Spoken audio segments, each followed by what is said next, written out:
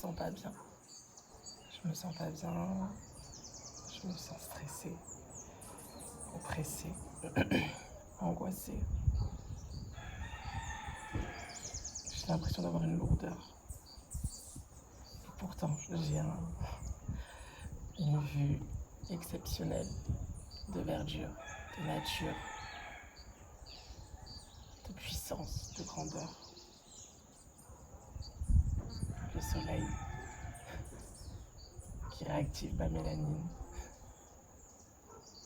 Peut-être la chaleur de mon cœur. Mais je me sens lourde.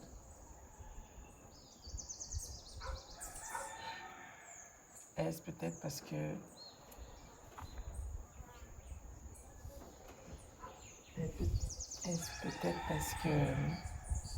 j'ai du mal à assumer le taux vibratoire de mon île? Ou est-ce peut-être parce que je me reconnecte avec des liens qui avant étaient synonymes de déchirure et de souffrance? Je ne sais pas. J'essaye de comprendre pour gagner un peu en légèreté et me sentir bien. Je me sens toute petite. J'ai qu'une envie, c'est de me mettre dans une boîte. Mais pourquoi? Face à tant de grandeur, pourquoi?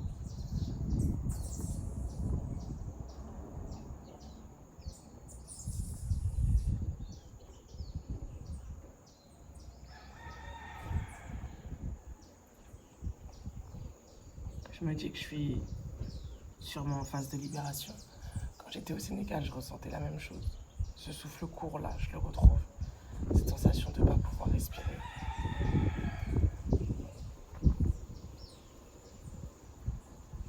C'est dingue.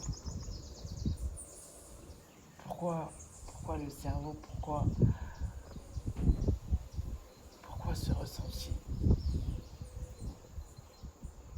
Pourquoi J'avoue, c'est la question que je me pose depuis que je suis arrivée. Pourquoi je me sens comme ça? Pourquoi je peux avoir des pensées lourdes et noires? J'ai entendu parce qu'il est temps de libérer pensées noires. C'est un podcast que je voulais faire. Et que je vais sûrement faire, mais cette même grandeur-là qui m'impressionne, je suis impressionnée de la même manière de réaliser des choses. Et pourtant, j'en fais des trucs, mais quand il s'agit de moi et ma vérité, je me laisse impressionner et couper le souffle.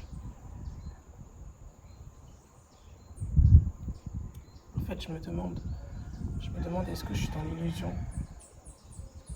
Est-ce que je suis dans l'illusion? Est-ce que je suis complètement déconnectée de la réalité?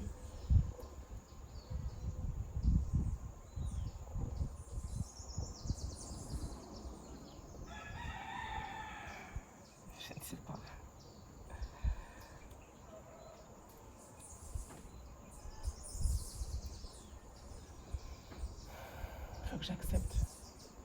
Faut que j'accepte cette grandeur.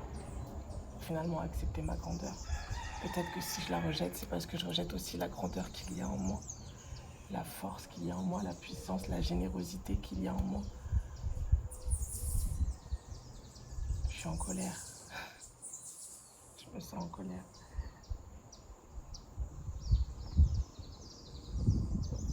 Pourtant, tout est à sa place. Une libellule vient de passer, un oiseau vient de passer, une fourmi vient de passer. Une mangue est en train de pousser, un palmier est en train de pousser. Je vois des cocos en face de moi et je suis là. Je suis là alors que le mois dernier, j'avais une saisie, alors que j'ai été au tribunal 2 fois. Alors qu'on m'a... Mais je suis là, face à cette grandeur. qui finalement ne fait que refléter que ma grandeur. Chante le coq, chante.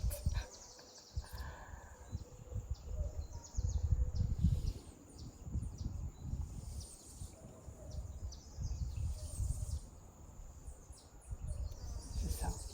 Waouh. Je viens d'avoir une compréhension de ouf. Quand j'ai dit chante le coq, chante, j'ai entendu aussi qu'il était temps aussi pour moi de chanter. Et vous voyez le coq, depuis 3 heures il chante. Mais moi, quand on me lisait des histoires, on me disait au beau matin, quand le soleil se lève, le coq, il chante et ensuite c'est fini. Sauf que nous, depuis 3 heures, il est chaud. Et oui, 3 heures, puisque je me suis réveillée à 3 heures, j'ai regardé la lune, les étoiles. C'était splendide, mais j'ai été encore impressionnée.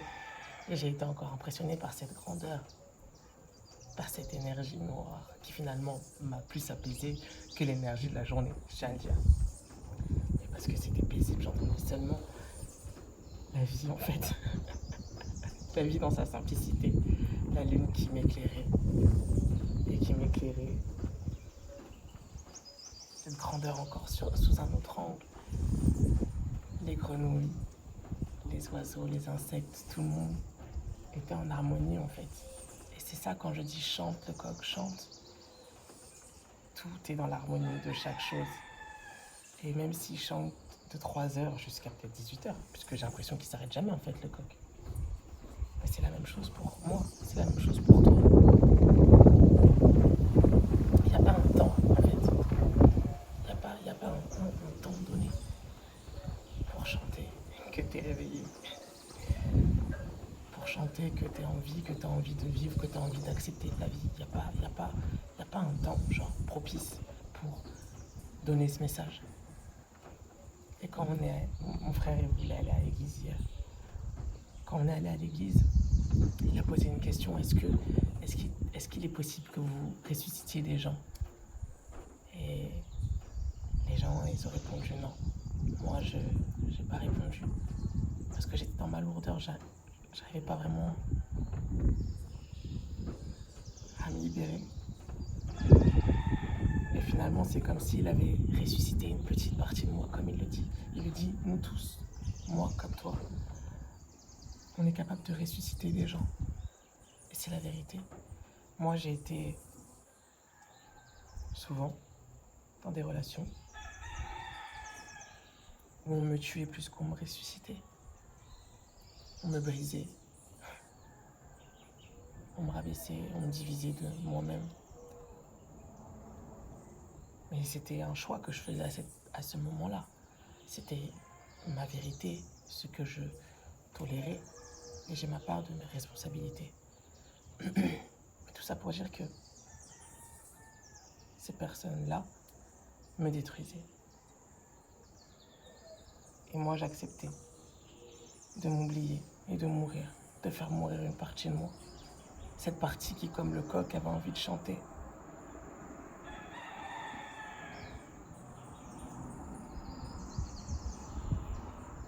Et un jour, même si ça ne vient pas de quelqu'un, en moi, j'ai entendu.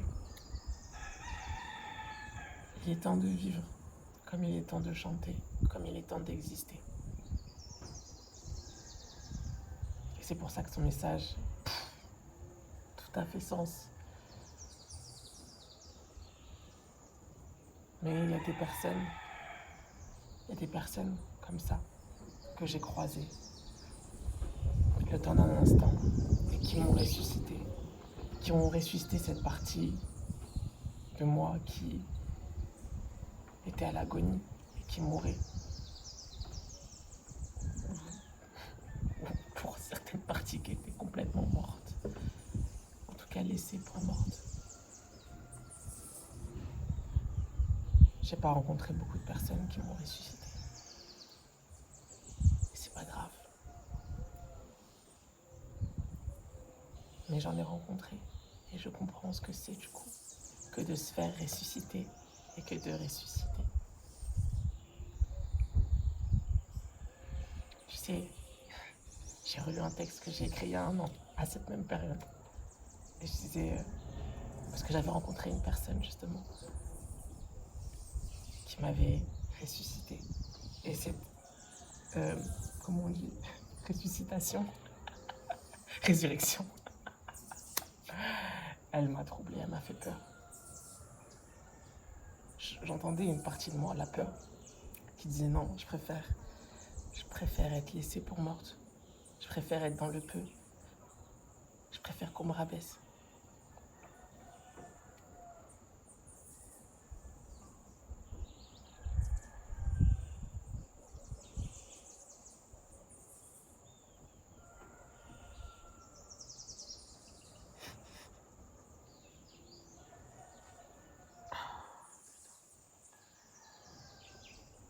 Je suis dans le vrai.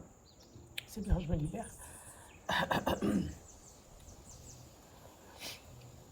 Et quand j'ai rencontré cette personne, j'ai eu peur. Et c'est dingue parce que son absence à cette personne, elle me faisait comprendre certaines choses. Et c'est là que j'ai compris le pouvoir de l'absence, la puissance de l'absence. Des fois, tu apprends encore mieux dans l'absence que dans la présence. Parce que quand tu es dans l'absence, tu es obligé de te regarder en face. Tu es obligé de regarder chaque partie de toi qui ne sont pas en harmonie ou qui créent justement ce manque. Et à chaque fois, j'avais une compréhension et je ressuscitais.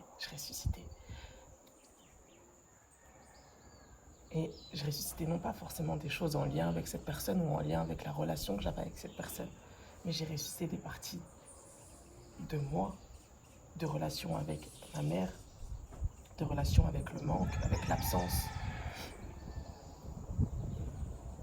avec l'amour. Et j'ai reconnecté petit à petit les fils de la vie.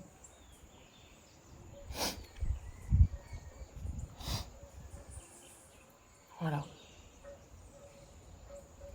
Je crois que c'est le temps de ma résurrection.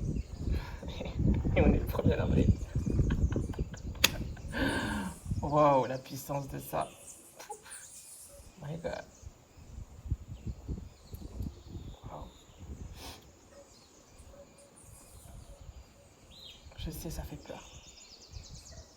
Ça fait peur de se dire que c'est possible de renaître. Ça fait peur de se dire que c'est possible d'avoir quelque chose de nouveau, d'avoir une seconde chance. T'imagines? T'imagines? T'as une seconde chance de pouvoir chanter. T'as une seconde chance de pouvoir te réaliser. T'as une seconde chance de pouvoir être aimé. T'as une seconde chance de pouvoir donner. T'as une seconde chance de pouvoir ressusciter.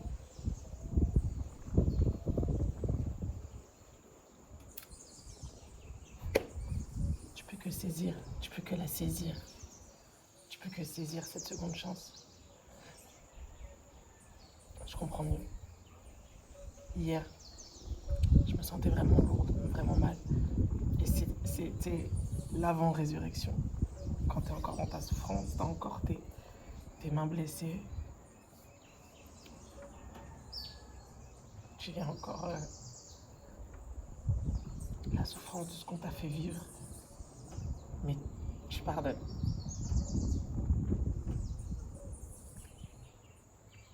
Pardonne-leur, ils ne savent pas.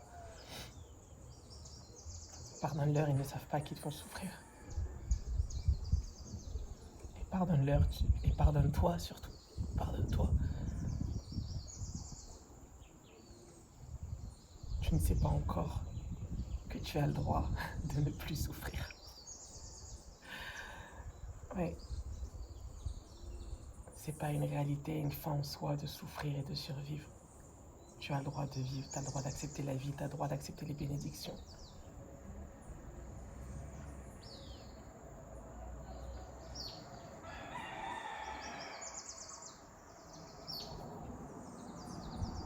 J'ai entendu vaut mieux être seul que mal accompagné.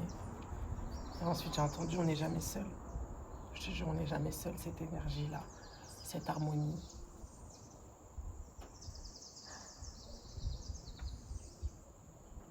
Elle confirme que tu as ta place. Oui, toi là, qui est derrière ton écran et qui me regarde, peut-être, je ne sais pas encore si j'ai publié cette vidéo dans 2 minutes. Tu as ta place. Moi aussi j'ai douté, hier encore, alors que je m'étais promis d'avoir fait le choix de vivre et je l'ai fait. Et quand j'ai eu cette pensée qui m'a traversé l'esprit, je me suis dit, est-ce que c'est pas mieux que je meure, que je m'en aille? Je crois que je suis pas à ma place. C'était ma pensée. Mais c'est normal, je peux pas être à ma place dans cette ancienne vie. Dans l'ancienne vie que je vivais, je pouvais pas être à ma place puisque ma place était dans la résurrection.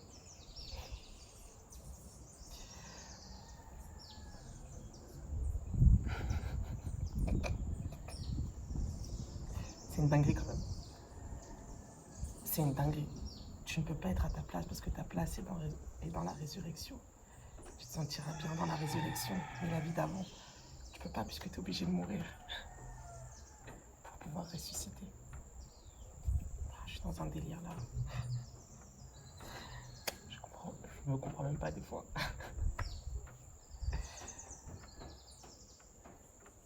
Mais là, je viens de comprendre que c'est là que ma vie commence. Vous avez entendu? J'ai dit c'est là que ma vie commence. Et non plus la survie, non plus l'acceptation des sévices. Non, la vie. La vie dans l'harmonie, dans la chaleur, dans la joie, dans l'amour, dans l'abondance, dans la générosité, dans le don, dans le pardon. J'accepte de vivre, j'accepte de vivre. Oui mon Dieu, oui l'énergie, oui la source. Toi qui me guides, toi qui m'as permis d'être au milieu de tous les êtres. J'accepte cette vie, j'accepte l'amour, j'accepte la joie, j'accepte l'argent, j'accepte le soleil, j'accepte le goût, j'accepte de manger.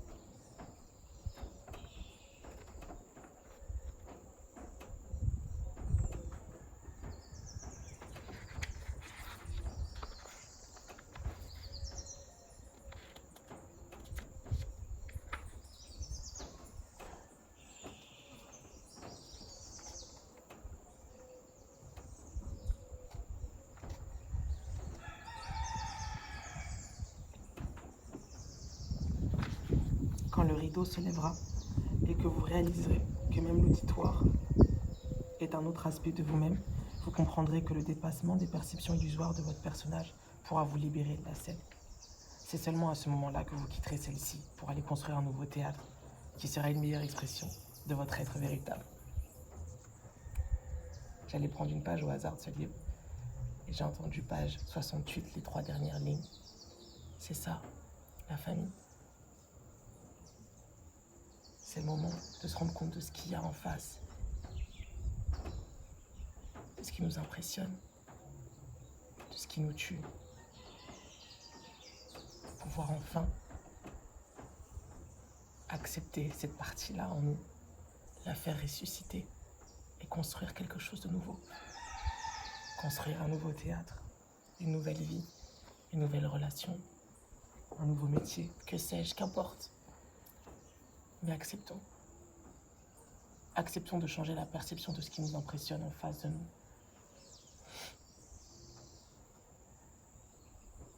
Acceptons que cette partie-là, qui nous effraie, fait partie de nous. Qu'elle a le droit d'être aimée, acceptée, pardonnée, pour finalement faire qu'un avec elle et construire quelque chose de plus grand, de plus beau, de plus léger, de plus haut. Une nouvelle scène, un nouvel être, une nouvelle vie. Et je dis oui. Merci à la vie.